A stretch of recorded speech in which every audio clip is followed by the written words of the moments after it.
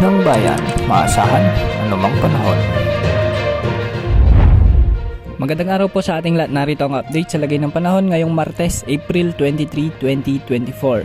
Sa ngayon ay tuluyan ng lumayo o umatras ang high pressure area na nasa silangan ng Luzon, kaya hindi na nakakaapekto ang ridge nito sa alinmang bahagi ng Luzon. Samantala patuloy pa rin umiiral ang mainit na hangin mula sa karagatang Pasipiko o ito yung easterlies dito sa ating buong bansa na siyang magdadala naman ng malinsangang panahon sa maraming lugar, ngunit minsan ay may mga dalang kaulapan at mahinang mga pag-ulan. Narito naman ang heat index forecast ngayong araw ng Martes ayon sa inilabas ng Pag-asa. Posibleng pumalo sa 45 degrees Celsius ang pinakamataas na heat index ngayong araw sa may Rojas City sa Capiz at Zamboanga City. Posible ring umabot sa 44 degrees Celsius ang heat index sa may Dagupan City, Pangasinan, Puerto Princesa City at Aborlan, Palawan at Pili, Camarines Sur. 43 degrees Celsius naman ang inaasahan sa Muñoz, Nueva Ecija, Sangley Point, Cavite, San Jose Occidental, Mindoro, Iloilo City, Giwan Eastern Samar, Dipolog, Zamboanga del Norte, Cotabato City at Butuan City sa Agusan del Sur. Posible ring pumalo sa 42 degrees Celsius sa may Pasay City, Metro Manila, Apari, Cagayan, Clark, Pampanga, Tanawan, Batangas, Infanta, Quezon, Coron, Palawan, Dait, Camarines Norte, Masbate City, Dumangas, Iloilo at Davao City. Ang mga heat index na ito ay nasa danger level na ayon sa kategorya ng Pag-asa, kaya patuloy nating pinag-iingat ang ating mga kababayan sa banta ng heat cramps, dehydration at heat stroke.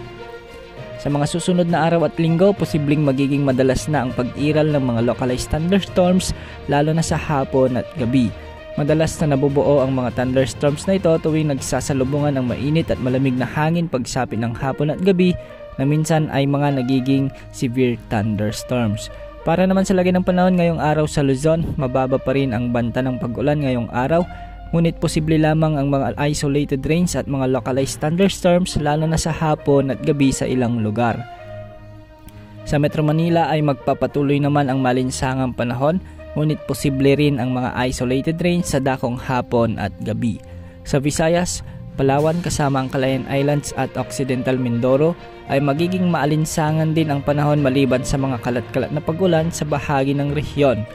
Makakaapekto rin ang easterlies sa may Eastern Samar, Northern Samar at Samar Province na makararanas ng mahina na minsan ay may malalakas na pag-ulan sa mga nasabing lugar lalo na sa hapon at gabi. Samantala sa Mindanao ay asahan naman ang maulap na kalangitan na minsan ay may mga mahihina o minsan ay malalakas na buhos ng ulan dahil pa rin sa umiiral na easterlies lalong-lalo na sa may Davao Region at ilang bahagi ng Surigao Provinces. Sa natitirang bahagi ng ating bansa ay may mga isolated rains lamang sa may southern part ng Palawan, Sulu, Tawi-Tawi at ilang bahagi ng Zamboanga Peninsula sa may Central Visayas at Bicol Region.